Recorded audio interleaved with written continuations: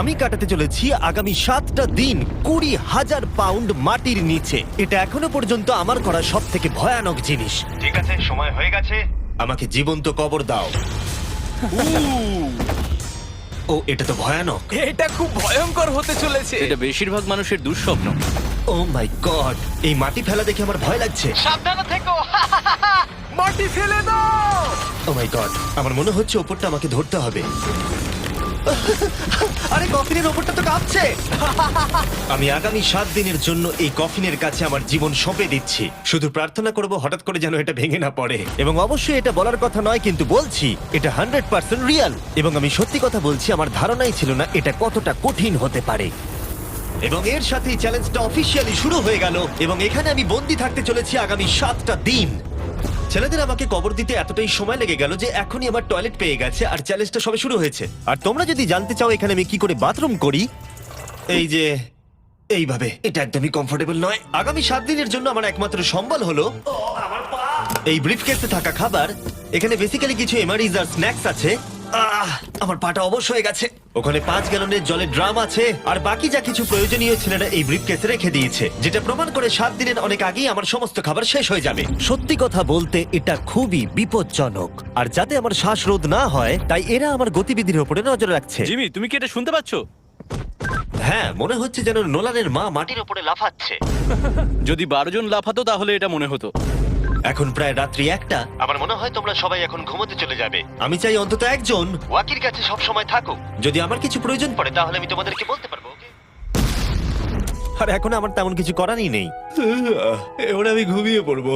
এরপর হয়তো আমি সকালবেলা ভালোভাবে উঠবো, অথবা 20,000 পাউন্ড মাটির নিচে পিষে যাব। আশা করবো সকালে আমি ঠিকভাবে উঠতে পারবো। ঘুম হলো এই চ্যালেঞ্জটা শেষ করার আসল চাবিকাঠি। কারণ যখন আমি ঘুমাবো আমার মাথাতেই থাকবে না যে একটা বাক্সের ভেতরে আমি বন্দি আছি। কিন্তু সেটা বেশিরভাগ সময়ই কাজই করলো না।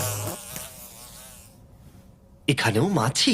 আমার লক্ষ্য ছিল এই চ্যালেঞ্জে যতটা সম্ভব ঘুমিয়ে নেওয়া, আমার নিজের সুবিধার জন্য। ও, ওকে দেখো, ও আরামে আছে মনে হচ্ছে। জিমি জে,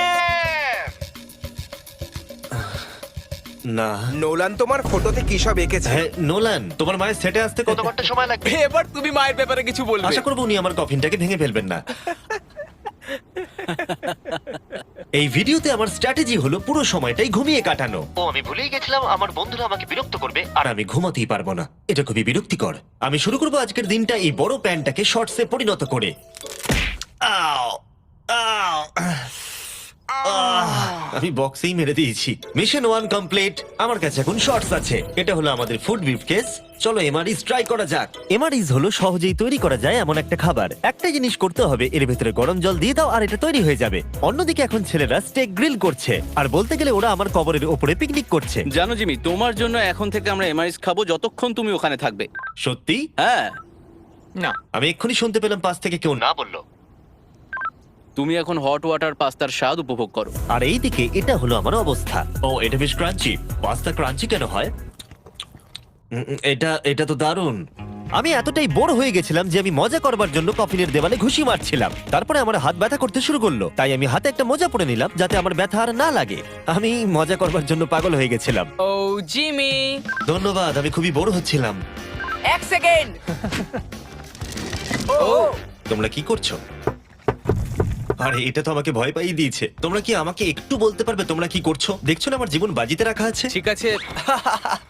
দুর্ভাগ্যবশত ছেলেরা আমাকে কোনো কিছুই বলতে রাজি ছিল না। ওরা যেটা করছিল, একটা পাইপ সোজা কফিনের কাছাকাছি ঢুকিয়ে দিয়েছিল, ভ্যাকিউম দিয়ে মাটিটাকে পরিষ্কার, সরিয়ে দিল, তারপর পরিষ্কার। একটা সার্জিক্যাল ওয়্যার ক্যামেরা ঢুকিয়ে দিল আমাকে দেখার জন্য যে আমি কিরকম অবস্থায় আছি। আস্তে, আমি জানতাম এটাই হবে, জানতাম আমি। এবার ভেতরে যাও। মনে হচ্ছে যেন সার্জারি করছি। এরা কি করছে? আমার পায়ের উপরে একটা মাছি ঘোরাঘুরি করছে। বেরিয়ে যাও এখান থেকে। ভালো করে ধরো এটা।